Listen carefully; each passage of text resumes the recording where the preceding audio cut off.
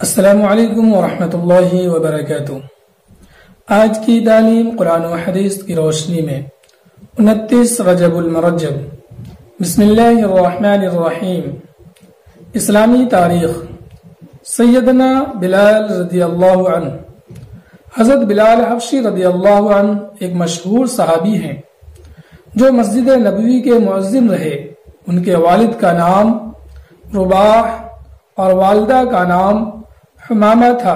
آپ رضی اللہ عنہ حبشی النسل تھے، اسلام کے ابتدائی دور میں ہی مسلمان ہو گئے تھے، مگر چونکہ وہ مشرکین مکہ کے غلام تھے اور وہ اس بات کو کسی طرح بھی برداشت نہ کر سکتے تھے کہ ایک غلام ان کے بتوں کو برا کہے۔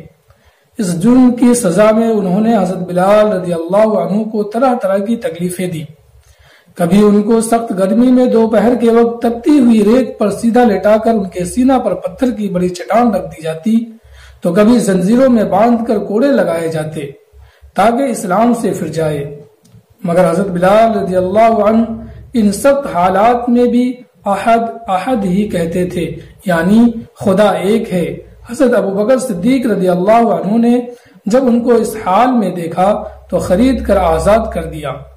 حضرت بلال رضی اللہ عنہ نے صرف مدینہ کی ہجرت کی اور غزوہ بدر اور دیگر تمام غزوات میں حضور صلی اللہ علیہ وسلم کے ساتھ شریک رہے۔ حضور صلی اللہ علیہ وسلم کی وفات کے بعد ملک شام چلے گئے اور سن 20 ہجری کے قریب دمشق میں وصال ہوا۔ اللہ کی قدرت۔ مٹی کے اندر چمکدار سونے کا پیدا ہونا۔ سونا ایک بہت ہی قیمتی دھات ہے جو پیلی اور چمکدار ہوتی ہے۔ اللہ تعالی نے اس دھات کی محبت اور چاہت انسانوں کے دلوں میں رکھ دی ہے۔ اسے اللہ تعالی نے ایسا بنایا ہے کہ اس میں کبھی زنگ نہیں لگتا۔ ذرا غور کیجئے کہ اسی زمین سے جس سے کالا کالا کوئلہ نکلتا ہے، چمکدار سونا کون نکالتا ہے؟ یقیناً یہ اللہ تعالی ہی کی ذات ہے جو اپنی قدرت سے چمکدار سونا نکالتا ہے۔ ایک فرض کے بارے میں اللہ کے نزدیک پسندیدہ عمل۔ ایک آدمی نے آپ صلی اللہ علیہ وسلم سے عرض کیا، اے اللہ کے رسول، اسلام میں اللہ کے نزدیک سب سے زیادہ پسندیدہ عمل کیا ہے؟ آپ صلی اللہ علیہ وسلم نے فرمایا، نماز کو اس کے وقت پر ادا کرنا، اور جو شخص نماز کو جان بوجھ کر چھوڑ دے اس کا کوئی دین نہیں ہے، اور نماز دین کا ستون ہے۔ ایک سنت کے بارے میں۔ عیادت کرنے کا سنت طریقہ۔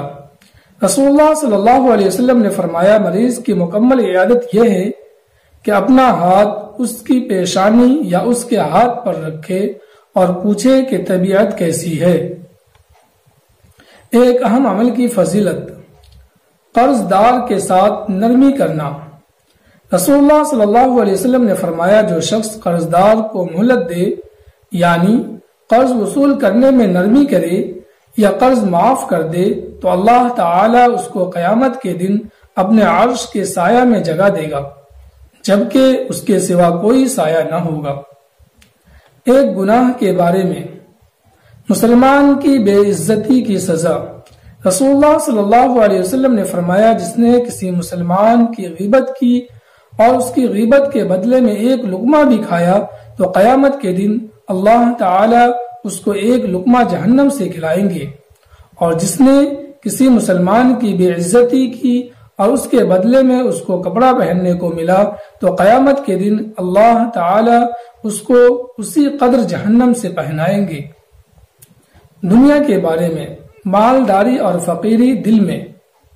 رسول اللہ صلی اللہ علیہ وسلم نے فرمایا، اے ابو ذر رضی اللہ عنہ، تم مال کی زیادتی کو مالداری سمجھتے ہو؟ حضرت ابو ذر رضی اللہ عنہ نے فرمایا، ہاں۔ رسول اللہ صلی اللہ علیہ وسلم نے فرمایا، کیا تم مال کی کمی کو فقر سمجھتے ہو؟ فرمایا، ہاں۔ پھر رسول اللہ صلی اللہ علیہ وسلم نے فرمایا، مالداری اور فقیری دل میں ہوتی ہے۔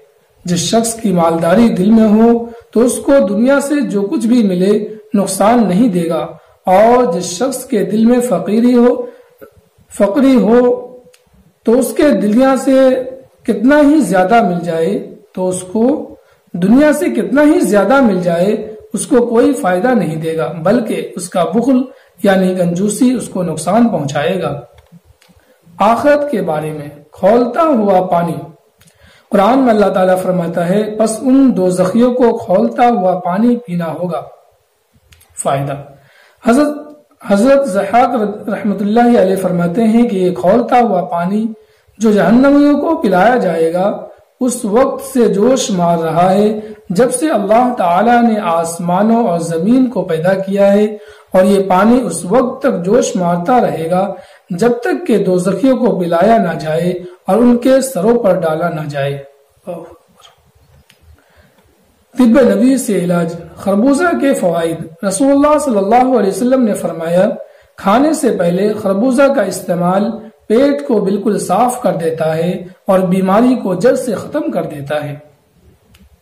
قرآن کی نصیحت، قرآن میں اللہ تعالیٰ فرماتا ہے تم نماز قائم کرو، زکوٰۃ ادا کرو اور اللہ تعالیٰ کو اخلاص کے ساتھ قرض دیا کرو، یعنی اللہ کے راستے میں خرچ کیا کرو، اور جو نیک عمل تم اپنے لیے آگے بھیج دو گے تو اس کو اللہ تعالیٰ کے پاس پہنچ کر اس سے بہتر اور ثواب میں بڑھا ہوا پاؤ گے، اور نیکی کر کے اللہ سے گناہ معاف کراتے رہو، اللہ تعالیٰ بڑا بخشنے والا اور مہربان ہے۔